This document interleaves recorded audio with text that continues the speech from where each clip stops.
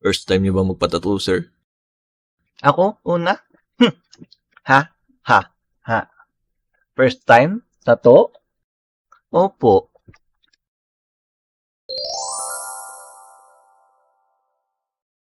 Nya.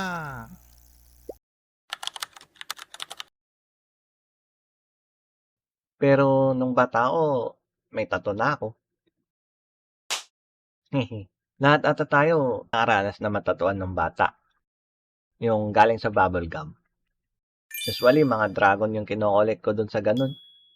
Meron pang isang tattoo na sumikat nung bata ako. Yung sitchirya. Yung balat ng lumpia o kaya cornic. Lalagyan mo lang ng alcohol, sabay lagay sa balat mo. Tapos, kukuskusin mo siya ng maayos para talagang dumikit lahat sa balat mo. At, tada! Instant sponsor ng Chichirya at may tattoo ka na. Elementary at high school naman, nakahiligan kong drawingan ang kamay ko sa klase. Mga logo ng anime naman ang napagtripan kong ilagay sa balat ko. Lalo na yung simbolo ng fairy tail at curse mark sa Naruto. Siyempre, di rin mawawala yung tatuan yung magbabarkada. Dragon, gusto mo? Sige, sige!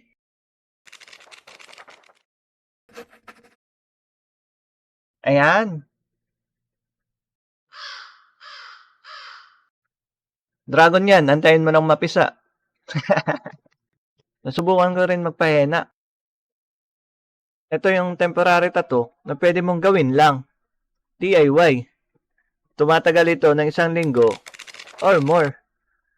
Depende sa dalas mong pagligo. May mga professional din na gumagawa na ito. At talagang magagandang design na pwede mong pagpilian. Totoong dragon. At mga tatong siguradong mapapagalitan ka ng magulang mo pag permanent. Ma, patato ako. Sige, babalatan kita. Tingnan mo. Dumi lang sa balat yan. Lahat ba ng tato pangit? Oo. Paano kung ipapatato ko ganto? Sige na kasi. Hindi. Mahirap piliin ng magulang ko sa pagpapatato. Pero wala silang magagawa. Disappointment Pro Max 1 terabyte fully paid na ako. Hehehe. Simula nang may nakita akong mga kabats ko na may tato, buo na loob kong magpatato rin.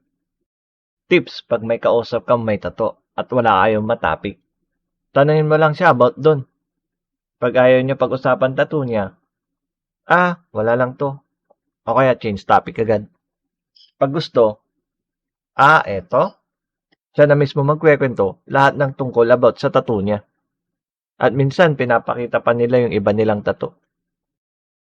May mga kakilala rin akong walang meaning yung una nilang tattoo. Basically, yun na yung meaning nun eh. Sabi nila, maangas, maganda, cute. Kaya para sa una kong tattoo, gusto ko, simple lang din. Para mabangis. Mysterious lang ba? May tattoo ka? Oo. Sabay pakita ng maangas at mabangis kong tattoo. Yun sana ang balak ko. Kaso, di ko mapigilang mag-search at tumingin ng mga tattoo. Hanggang sa nakaisip ako ng ultimate big brain moves design. First step, chinat ko lahat ng close friends ko. Nagpaste nata sila. Pinadrawing ko sila ng star. Pero di lang normal na star. Dapat may twist. Hindi ganyang twist. Kumbaga, sariling version nila ng star ba? At ako naman magdodrawing ng moon. Sabay pagsama-samahin ko sila. Ayan. Perfect. Ilalagay ko sa braso ko yan. Parang patch style. O bawat star ay nakalagay sa iba't ibang parte ng braso ko. Magkano pa yung ganto?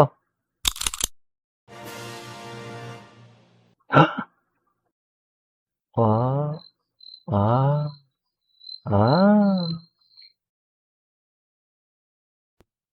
Okay. Change of plan.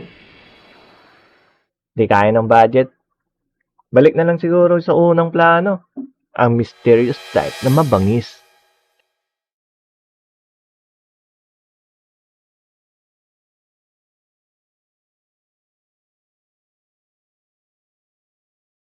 Tapos, after ko magpatato, nakipagkwentuhan muna ako sa artist ko.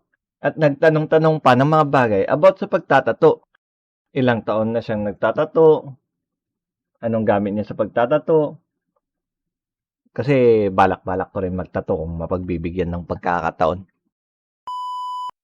Ano yan? Gusto mo makita yung tato ko? Wag na. Ano lang to? Basta. Gusto mo talaga makita. Eto siya. Tada! Libra siya. Yan yung rising sun. Yan yung scale. Pero in-incorporate ko pa rin siya sa mga bagay na gusto ko. Tapos minimal lang siya. Ito shrine para may Japan vibes. Tapos bundok. Siyempre may star pa rin. Tapos pusa. Yung scale. Ano yan, manok? Is? Ano yan, penguin? Penguin kasi. Tapos may initial pa ako dyan. Basta nakatago dyan. Hehehe. Para sa mga gusto magpatato, una, dapat, syempre, nasa tamang edad na kayo. Pangalawa, pag-isipan mo ng maigi. O, kahit hindi. Basta, masaya ka. Iwasan ng mga prank.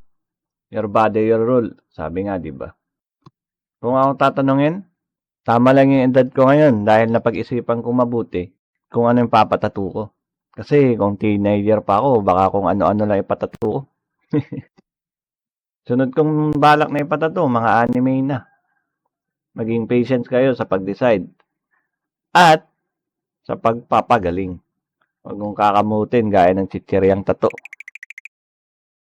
Pangarap ko din matatuan niya po ang od. Pero malabo na kasi, baka rayumain ako papunta pa lang. After ilang araw lang, purihil na siya. Nakaka-conscious pa rin. Permanent na to. Ito na to. Braso ko na yan. At minsan na-miss pa rin ako pag tumitingin ako sa salamin. Si Peng Su at ang mabangis niyang tattoo. Pero nung tumagal, naging parte na siya ng pagkatao ko. Si Peng Su. Full stop. Nasanay na ako na may tattoo at wala nang ibang iniisip. Na-realize ko rin na kahit di ako magpatato, darating yung araw na magpapatato talaga ako.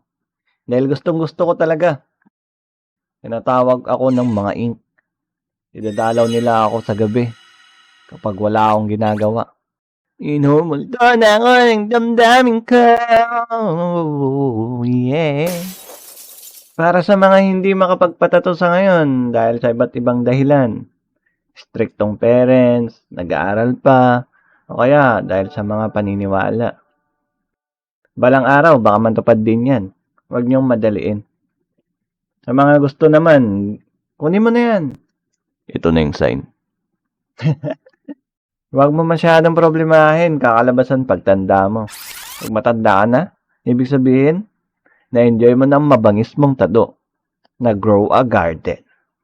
No regrets. Spider-Man sa mukha. O kaya Disney. Tsaka penguin na mukhang manok. Basta kung anong trip mo. So, ayun. Salamat sa pag-subscribe. Konti na lang. Baka umabot na tayo ng 1K. Yippee! Kwentuhan ko na lang kayo ulit sa next na tato ko. Let's go!